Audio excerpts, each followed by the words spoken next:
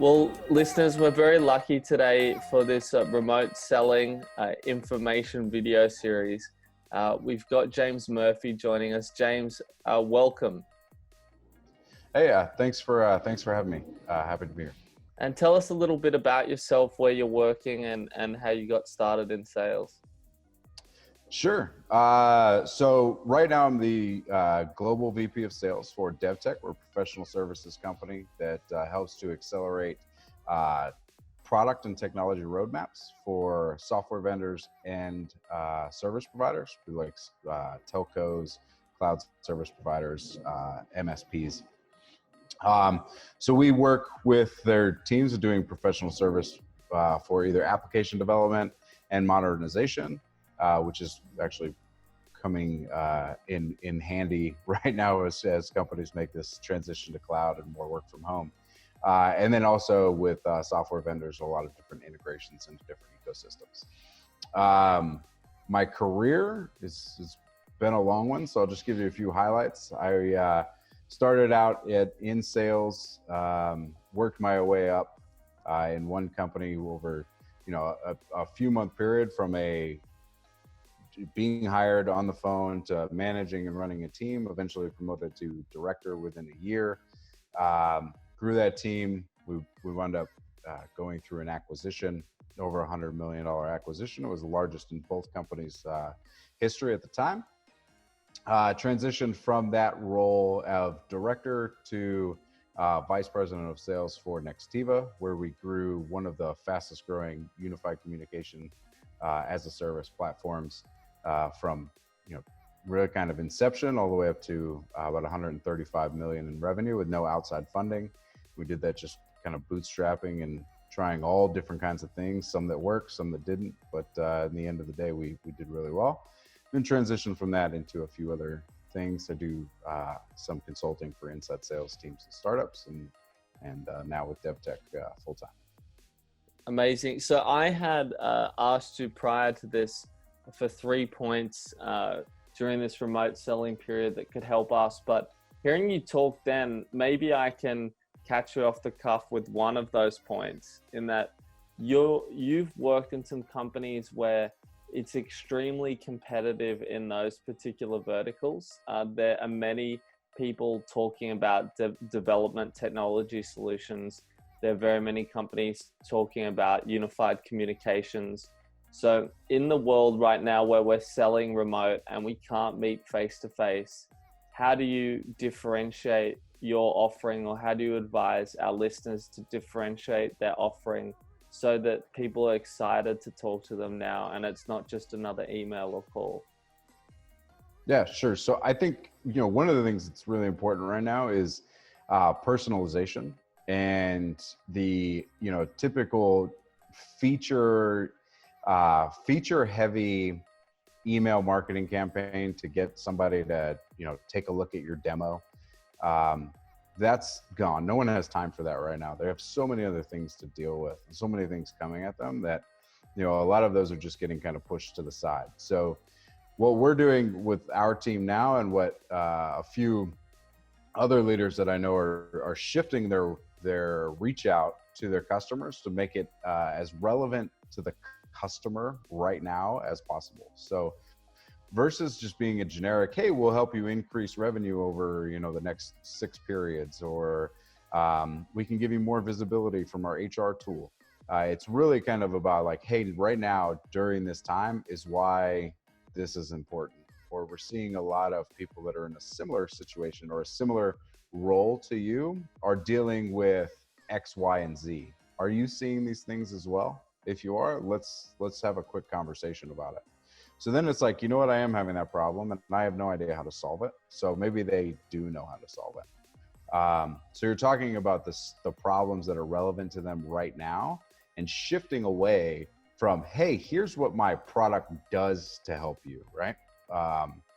And going away from being focused on the product and feature benefit of your product to focused on the problem that they're facing right now, because that's what is top of mind for everybody. How do I solve this problem that's in front of me right now? Makes a lot of sense. And is there anything specifically right now that further changes the way we need to message? Yeah, I think people are working from home, right? They're home, their spouse is home, their kids are home.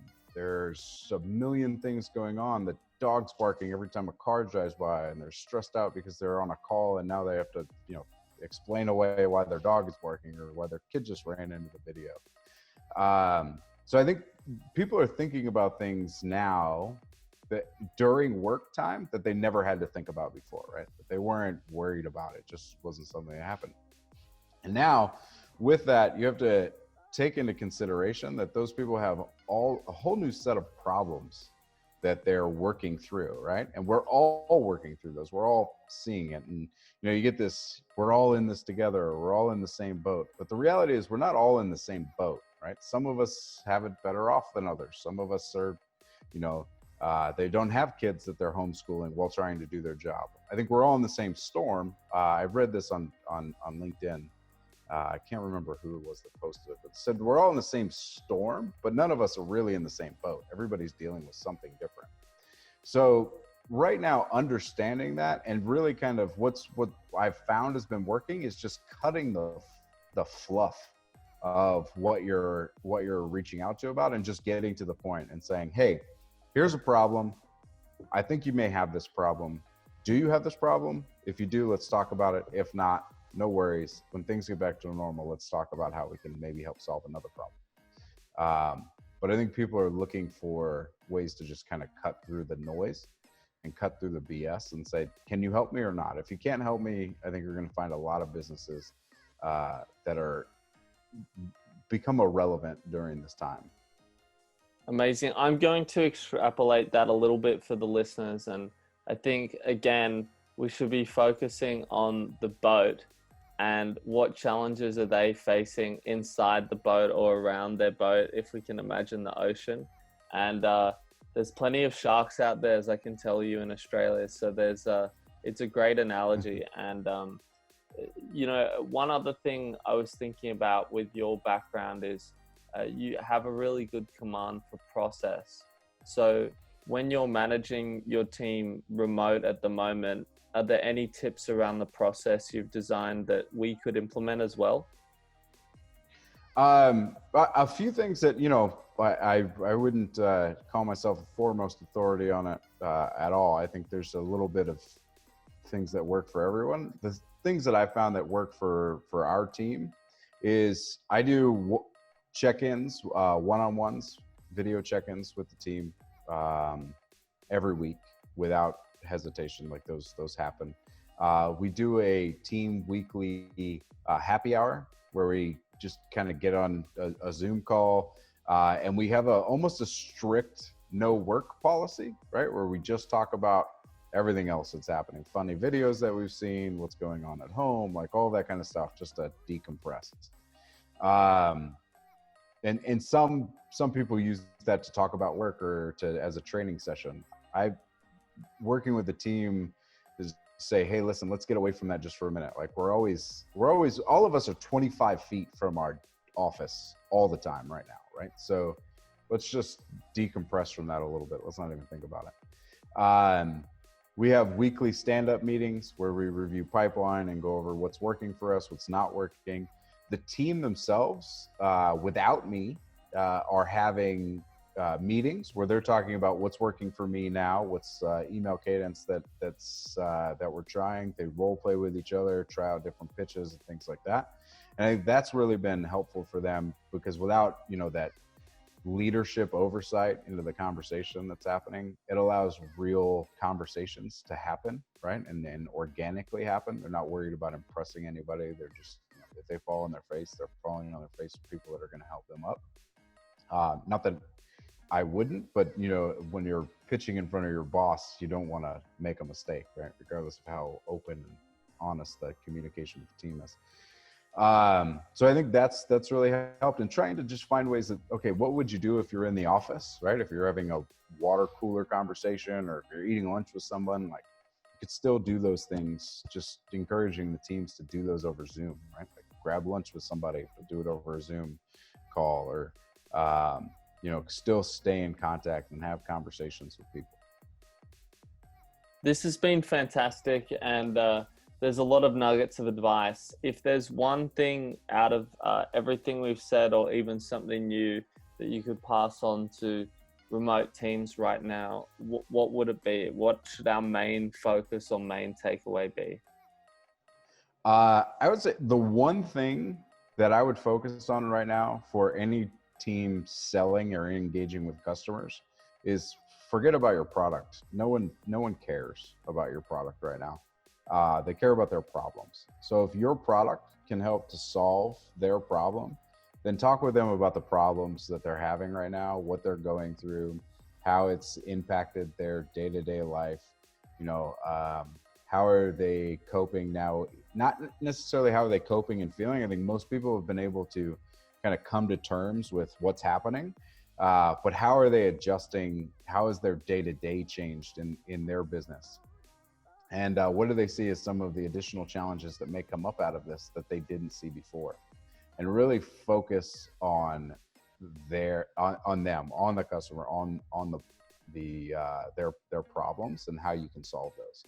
I think it's something we've said for a long time, but now it really matters that we flip that switch and say, okay, how do I really become problem and customer centric and get away from the features and benefits of my product? Well, James, thanks for your time.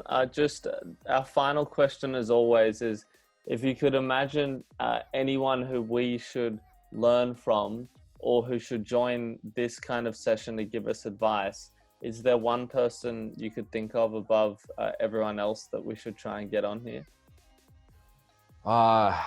Just one person. Yeah. That's rough. That's hard. I think one person right now that's, that's helped me think about things and how we position as we go through is really Keenan. Are you familiar with Keenan, Gap Selling? Yes. He's, he is one of the authorities on going away from product-centric sales to problem-centric, and it's I don't think it's ever been more timely than right now. So if you can get him, I'm happy to make an introduction if you don't know him, and make that happen for you. I appreciate it. Well, you heard it from the source there, James, with some absolute gold chestnuts of knowledge there. And how can we stay in touch with you or follow you if we'd like to read some of your tips? Sure. You can find me on LinkedIn. LinkedIn/James Murphy 1337 is my direct LinkedIn profile.